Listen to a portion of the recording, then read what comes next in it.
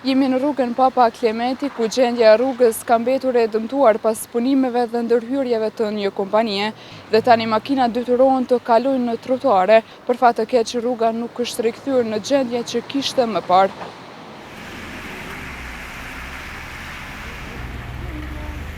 Njëjtë qëndron situata edhe në rrugën Bujaroka. Kamera e syrit ka regjistruar sot gropa të mbushura me ujë, pllaka të shkatruara dhe infrastrukturë që rrezikon ecjen e kalimtarëve. Kjo situatë po avështërson lëvizjen e këmbësorëve dhe drejtuesve të mjeteve, duke krijuar rrezik të vazhdueshëm për qytetarët. Për problemet të ndodhura të kësaj natyre edhe në rrugët tjera të qytetit, kemi kontaktuar drejtorinë për punë inspektuese në Gjakov, për të kuptuar nëse janë marrë masa ndaj kompanive që kryen punimet e nevojshme dhe të njëjtat pastaj nuk i rikthejnë rrugët në gjendjen e mëparshme. Në një përgjigje me shkrim, Hysni Muhadri, drejtor, thotë se ankesat i kam adresuar te inspektorët.